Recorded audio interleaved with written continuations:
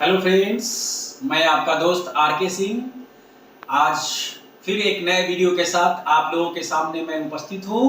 और आज का जो वीडियो है काफ़ी महत्वपूर्ण है स्टूडेंट के लिए, विद्यार्थियों के लिए, वैसे विद्यार्थियों के लिए जो एग्जामिनेशन जो अभी 10th और 12th की जो बोर्ड एग्जामिनेशन होने वाली है, उस सीबीएसई की एग्जामिनेशन खास करके ये उसके लिए, और जो भी जिस प्रकार के एग्जामिनेशन में पार्टिसिपेट कर रहे हो किसी भी टाइप्स के एग्जामिनेशन में, तो उसका main how to overcome the stress at the time of examination. मतलब एग्जामिनेशन परीक्षा के समय अपने तनाव को कैसे कम किया जाए, ये सबसे बड़ा समस्या है। क्योंकि मैं भी विद्यार्थी रहा हूँ, आज भी हम भी सीखते रहते हैं और हर लोगों को हर दिन कुछ ना कुछ सीखते रहना चाहिए। तो बड़ी बात यह है कि सभी लोगों को एक एग्जाम का जो फोबिया होता है, मैनिया होता है, डर होता है, स्ट्रेस जो हो जाता है, उसके कारण बहुत सारे जो आंसर याद होते हैं वो भी आंसर हम लोग भूलने लगते हैं।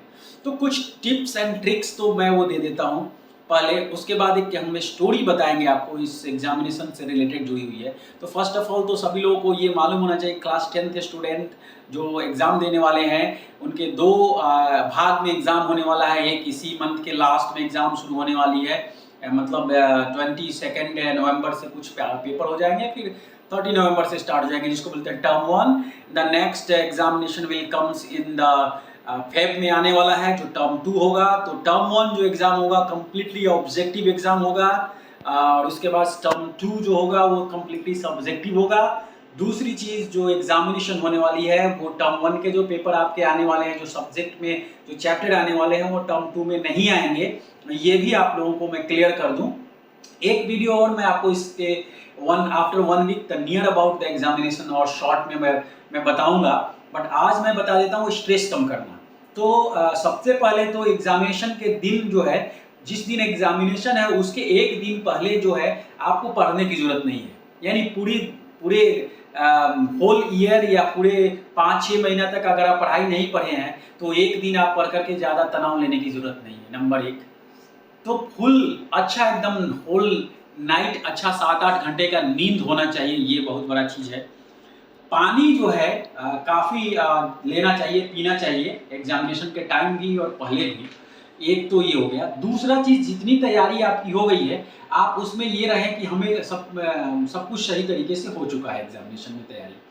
इसके थोड़ा सा पीछे जाता हूँ मैं कि आप अगर अभी से भी इसके पहले अगर आप सिस्टमेटिक तरीके से अपनी टाइम को मैनेज करके, टाइम मैनेजमेंट सिस्टम का उपयोग करके अगर आप पढ़ रहे होंगे ऑल सब्जेक्ट के लिए, सारे सब्जेक्ट के लिए, इट्स वेल एंड गुड, ये बहुत अच्छी बात है। यानी कि आप अपने जितने सब्जेक्ट हैं, यानी अगर आपने English, science, social science, maths and Hindi either Sanskrit, उसके बाद एक ऑप्शनल पेपर हो जाता है आपका कंप्यूटर। तो ये सारे पेपर को डेली आप हर दिन टच कर रहे हैं कि नहीं कर रहे हैं, ये सबसे बड़ा फैक्टर्स है।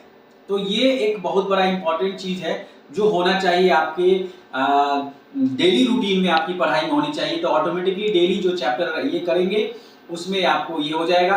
दूसरी चीज़ मैं बताना जा रहा हूँ आपको कि सीबीएसई की एग्ज़ाम में मैक्सिमम बच्चों की जो परेशानी होती है वो होती है उसको क्वेश्चन समझने की। यानी जो बच्चे की इंग्लिश सही ढंग से उसको समझ नहीं आती है तो वो बच्चे अच्छे तरीके से क्वेश्चन नहीं समझ पाते हैं, और क्वेश्चन नहीं समझ पाने का नतीजा है कि वो आंसर जानते हुए भी नहीं दे पाते हैं। तो ये एक बहुत मैं सटीक चीज़ बता रहा हूँ कि अभी से ही बहुत अच्छे तरीके से इंग्लिश को समझने की जरूरत है, उसको सिस्टमेटिक तरीके से पढ़ना, लिखना, सुनना, समझना, यानी listening skills, writing skill, speaking skills, reading skills, ये सारे स्किल्स को डेवलप कीजिए। ज़्यादा से ज़्यादा वर्ड मीनिंग्स, वोकैबुलरी को कलेक्ट कीजिए। ये हो गया, ये तो बच्चों के लिए हो गया जो आपको तैयारी कैसी करनी है, स्ट्रेस करना कैसे है। अब इसके साथ साथ मैं इसमें थोड़ा सा ऐड कर देता हूँ पेरेंट्स के लिए। यानी पेरेंट्स का यहाँ पर मतलब गार्जियन का बहुत बड़ा रोल हो जाता है। अगर ये वीडियो मेरे कोई भी गार्जियन सुन पाएंगे तो उनको अच्छे तरीके से समझ में आएगा दोनों को कि गार्जियन का भी रोल कैसे हो जाता है इस एग्जामिनेशन टाइम में। तो मैं एक छोटा सा कहानी बता रहा हूँ। पुणे में जब मैं था, when I was in Pune, तो मैं कॉर्पोरेट ट्रेनर में था। तो मेरे पास एक पढ़ने के लिए एक स्टूडेंट आया था और उनके फैमिली में बहुत हाई फाई फैमिली था। तो वो परिवार में उनकी मम्मी जो थी वो क्लब वगैरह जाती थी और पापा उनका बिजनेसमैन थे बहुत बड़े। उनके एक बेटा था एक बेटी था। हमारे यहाँ एक बेटा पढ़ने आते थे, हाँ, जो सेंटर था कंप्यूटर का। तो उसमें क्या हुआ था कि बच्चे को इतना कभी टाइम ही नहीं मिलता था उन लोगों के पास। जब पापा उनके आते थे तो बेटा का वो फुटबॉल का बहुत बड़ा प्रेमी था, तो वो फुटबॉल सॉकर देखने लगता था, मैनचेस्टर क्लब तो ये क्लब तो वो क्लब।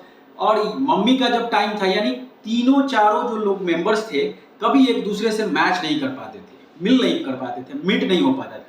इसका नतीजा हुआ कि डे बाय डे जो बच्चा था वो दूसरे ट्रैक पकड़ते रहा, क्योंकि उसके पास क्रेडिट कार्ड, डेबिट कार्ड, वो सारी सुविधाएं एटीएम से अवेलेबल थी, जिसके कारण जो चीज़ें उसको मिलनी चाहिए थी वो नहीं मिल पाई। एक ऐसा समय आया कि बच्चा बहुत ही अलग रास्ता पकड़ लिया और एट लास्ट उनको काउंसलर की जरूरत पड़ गई बच्चे को। तो हुआ क्या कि जब इनको लगा कि ये हमारे बारे में उन्होंने जाना सुना कि कोई पर्सन है जो काउंसिल करते हैं और आए हमसे मिले, तो मैं शॉर्ट में इस कहानी को बता रहा हूँ क्योंकि एग्जामिनेशन का स्ट्रेस से ही रिलेटेड है और गार्जियन की इसमें बहुत बड़ा रोल अहम होता है। तो उन्होंने आया और फिर मैंने जो सजेस्ट किया उनको, तो पूरी कहानी समझने के बाद स्थिति जो उनकी बैकग्राउंड में जो उनका टाइम मैनेजमेंट था उनके पूरे फैमिली का, उसको समझने के बाद मैंने यही सजेस्ट किया कि आपका टाइम, आपकी मिसेस का टाइम, आपकी जो बेटी है उनकी पढ़ाई का टाइम और आपके बच्चे का टाइम बिल्कुल बिल्कुल अलग है। सब कुछ सही बात है, कोई पढ़ने जा रहा है कॉलेज, कोई ट्यूशन जा रहा है, कोई कोचिंग जा रहा है, कोई बिजनेस में जा रहा है, लेकिन एक ऐसा समय है जहां पर हम लोग सभी मिलते हैं और मिल सकते हैं, वो है समय रात का भोजन।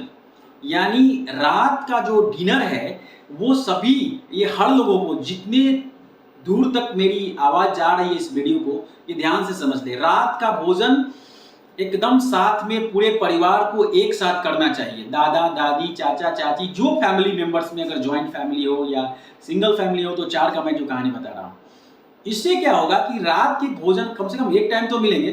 भोजन एक ऐसी प्रक्रिया है कि उस समय आप, बच्चा जो होता है उसकी जो चॉइस की चीजें होती है वो उसके अनुसार, माँ जो होती है वो माँ से हर चीज वो शेयर कर सकता है कि आज उसके साथ क्या घटना घटा, कॉलेज में क्या हुआ, फुटबॉल क्लब में, तो ये एक टाइम होता है कि हर चीज वो शेयर कर सकता है, ट्रांसफॉर्मेशन कर सकता है, वो अपनी सूचनाएं आदान प्रदान कर सकता है। तो इस टाइम को ध्यान देना है। यानी कहीं ना कहीं एग्जामिनेशन में उन पेरेंट्स का बहुत बड़ा रोल हो जाता है, उनको केयर टेकर के तौर पर। अगर पेरेंट्स ध्यान नहीं देते हैं तो बच्चा अकेला समझ करके बहुत पढ़ते किताब की भाषा में घुस जाता है और अपने आप को अकेला फील करने लगता है। यानी किताब नहीं समझ में आए तो वो अपने आप को तनाव महसूस करने लगा। तो समय देना है। कुल मिलाकर मैं ये कहने जा रहा हूँ कि जो मैंने वस्तु स्थिति स्टोरी बताया, उसके बाद से जो वो चेंजिंग आया, उनमें आज भी वो हमसे कनेक्ट हैं फेसबुक व्हाट्सएप से, और काफ़ी हैप्पी जीवन उन लोगों का चल रहा है। तो मुझे उम्मीद है कि मेरे जो व्यूवर्स हैं, चाहने वाले हैं, जो आज स्टूडेंट इस वीडियो को देखेंगे, जो पेरेंट्स देखेंगे, वो सभी इस चीज़ को फॉलो करेंगे। यानी आपको समय देना है, स्टूडेंट्स यानी बच्चों को समय पेरेंट्स को देना है, पेरेंट्स को समय बच्चों को देना है। ये बहुत इंपॉर्टेंट है। Thank you.